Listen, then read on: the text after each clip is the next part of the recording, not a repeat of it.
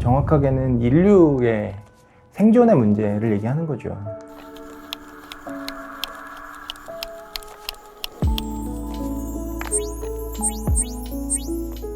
지금 우리가 살고 있는 이 시대를 정의하라고 하면 굉장히 다양한 방식으로 이야기를 할 텐데요. 분명히 우리가 빼놓고 갈 수 없는 것 중에 하나는 기후위기의 시대를 맞이하고 있다.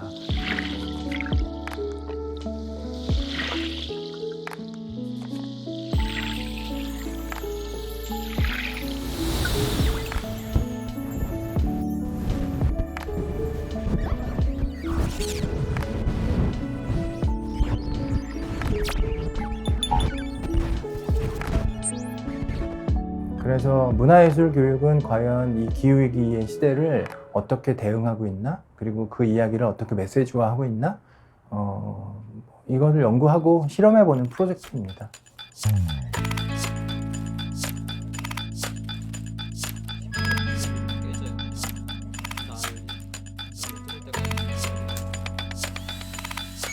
사실 이 순환랩이 환경 문제를 해결하자라는 취지로 만들어지는 것이 아니거든요. 이런 여러 가지 기후위기의 문제, 순환의 문제들이 분명하게 우리 지구 상황에 있고 인간이 그 문제들을 일으킨 존재인데 우리는 어떤 말을 할 수 있을까? 아무 말도 하지 않고 그럼 다 딱 멸절해야 된다라는 주장을 할 수는 없잖아요. 이런 거 생각하면서 살아야 되는 거 아니야? 이거 생각하면서 산다라는 것을 우리가 표현하는 것이 예술인 거 아니야? 예술의 본질은 무엇이었지? 라고 하는 것을 상기시키는 그런 프로젝트라고 생각하시면 될 것 같아요. 됐다.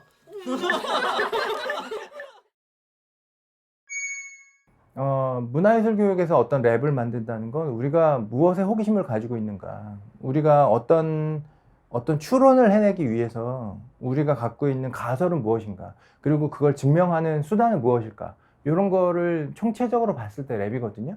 그러니까 랩이 만들어진다는 거는 다양한 실험들이 존재해야 되는 거고, 우리가 갖고 있는 증명하고 싶은 가설을 존재해야 되는 거고, 우리가 모르는 무언가가 있기 때문에 그것을 찾아나가는 과정, 탐구의 과정, 혹은 탐색의 과정들을 세팅하고 싶었어요. 우리가 지금까지 시도하지 않았던 어떤 방법, 전혀 다른 형식, 이런 것도 사실 랩이니까 가능했었던 것이 있거든요. 그래서 랩을 선택한 거예요.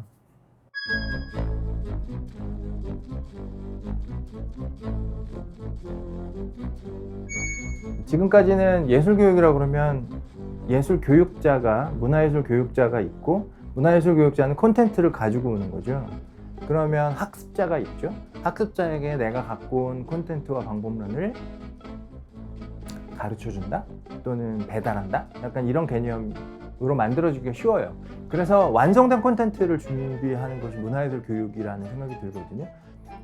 학습자의 자발적인 동기들을 찾아내기가 조금 어려운 구조들이 분명하게 있다. 그러면 랩을 구성하면 차라리 들어올 때, 학습자를 구성할 때 문화예술 교육이니까 뭔가 배우러 오세요, 이런 과정 말고 차라리 그냥 랩으로 들어오는 연구원 개념으로 사람들을 초대하는 거예요. 그러면 내가 궁금한 것과 내가 궁금한 것을 동시에 같이 궁금해하는 지역사회의 주민들이나 어린이와 청년들이 있으면 그들과 같이 이 프로젝트를 수행하는 과정 안에서 우리가 새로운 것을 발견하고 이런 과정으로 만들어진 거죠. 그러니까 수업 들으러 오세요가 아니고요, 연구하러 오세요가 된 거예요.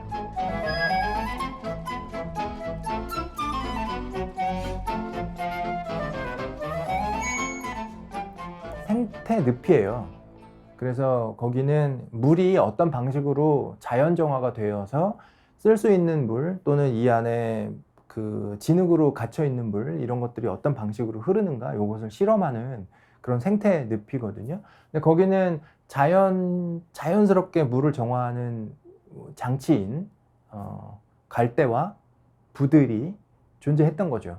그런데 부들은 어마어마한 생장을 하고 그걸 다 또 사람이 생태 늪을 조성해 놓은 거니까 거기서 다시 그 부들을 다 채취해서 다 버리고, 물론 이제 바닥에서 썩고 우리가 그건 아주 자연스럽게 순환시킬 수 있는 자원이긴 하지만 쓸 수 있는 방법이 없을까? 그럼 부들은 어떻게 자랄까?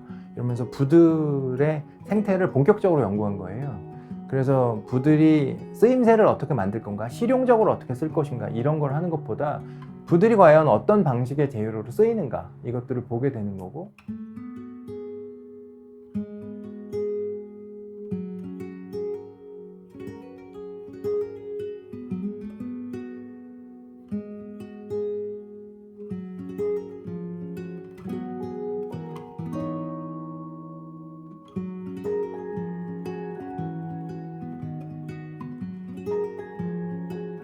거스르는 예술을 했었던 팀은 그러니까 재료의 본질은 무엇인가? 어디서부터 오는 것인가? 우리는 그림을 그린다고 하면 그림을 그릴 거야, 채색을 할 거야 라고 하면 제일 먼저 사람들이 생각하는 게 물감을 사러 화방이나 문방구에 간단 말이에요.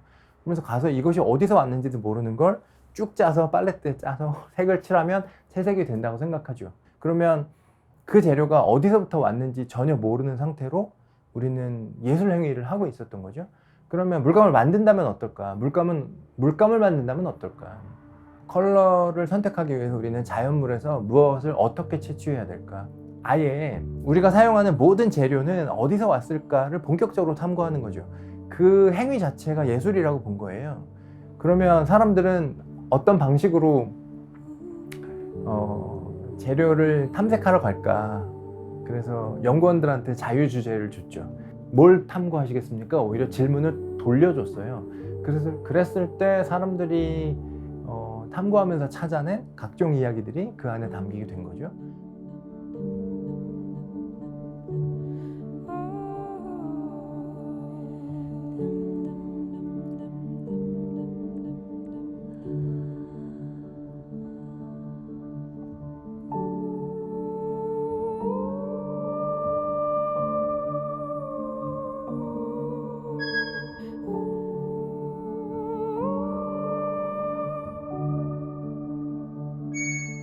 본질에 대한 얘기예요. 그러니까 이치를 안다. 우리가 흔히 이야기하는 이치를 경험한다. 원인과 결과를 안다. 라고 하는 건 사실 이 순환에서는 사실 기본적인 메커니즘을 이해하는 거거든요. 그래야 우리가 어떤 세상이 돌아가는 이치를 직접 눈으로 보고 경험하는 거죠.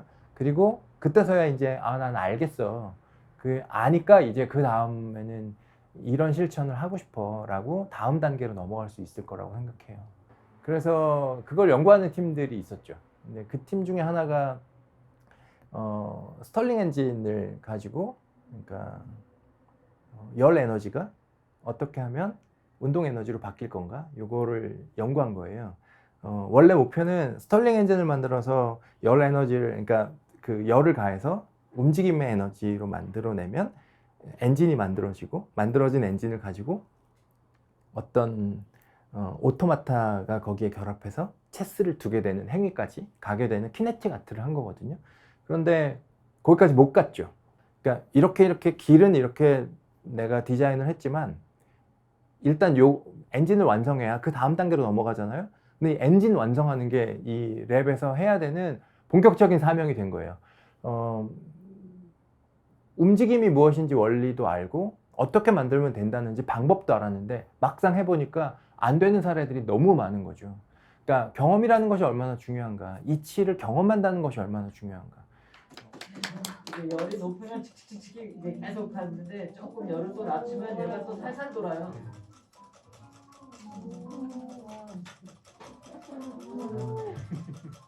세상에 기적이라는 게 있구나를 알았으면 합니다.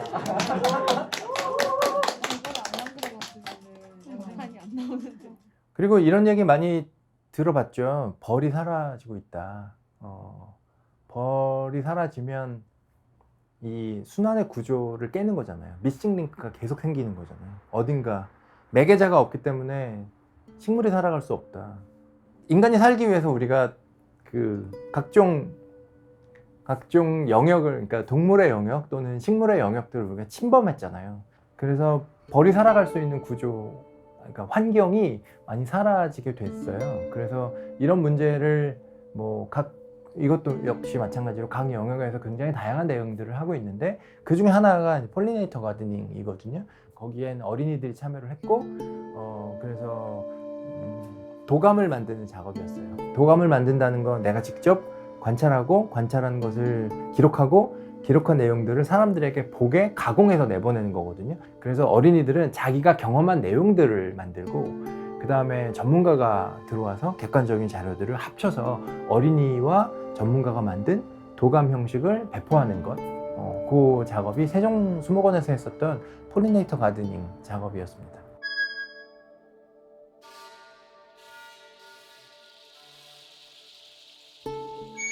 민감한 주제, 섬세하게 다뤄야 되는 주제, 이런 것이 쓰레기 문제거든요.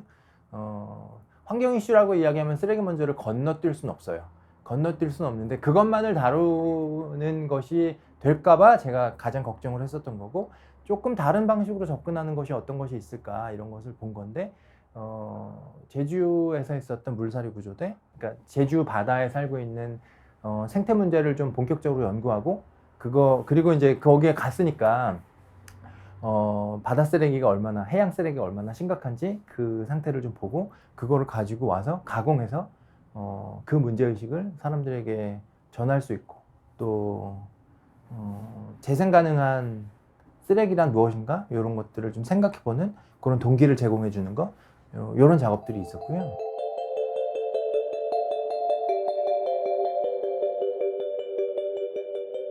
그 편의점에 많이 파는 플라스틱 컵들도 되게 많았고 간장도 있었어요.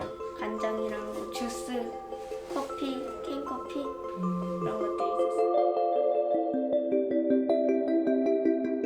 유리 주우러 갔는데 유리보다 다른 쓰레기들이 너무 많아서 조금 충격 그런 걸 받았고요. 너무 쓰레기들이 많아서 힘들었어요.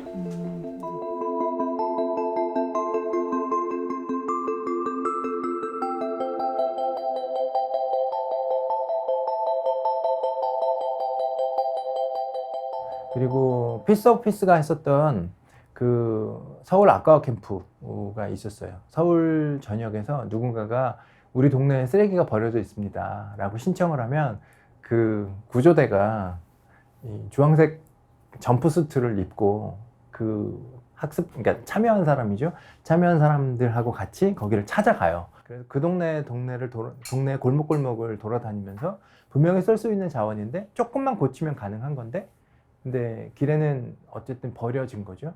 그거를 어디다 그냥 버리지 말고 이거를 만약에 우리가 리폼한다면 어떤 방식으로 쓸 수 있을까를 좀 제안하는 거예요. 그런데 리폼해가지고 당근마켓에 무료 나눔으로 내놓기도 하고요. 사람들하고 돌아다니면서 길에서 쓰레기 문제에 관련한 노래를 만들어서 퍼포먼스를 하기도 하고요. 상당히 유쾌한 방식으로 풀었어요. 그러니까 당신들이 잘못했어 라고 하는 죄의식을 심어주는 것보다 이런 건 어때요? 라고 하는 제안을 좀 담아보는 것, 이게 서울 아까워 캠프에서 했었던 작업이었고요.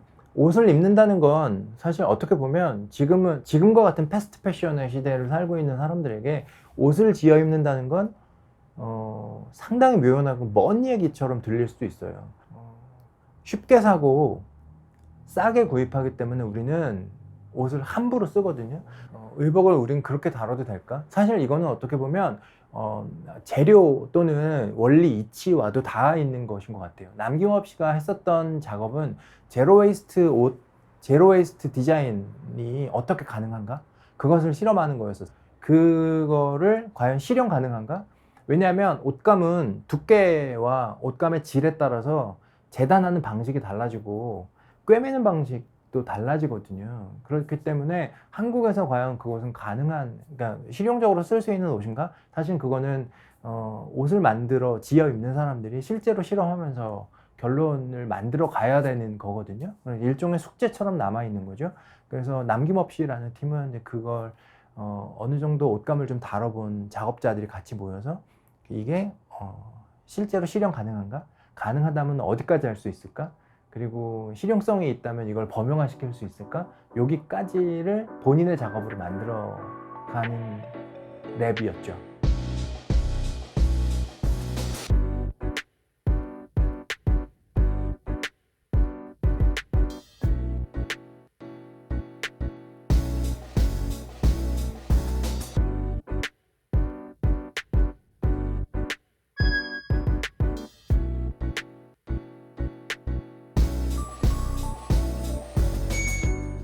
문화예술 교육이 패키지화되는 거에 대한 문제의식을 저는 많이 가져요.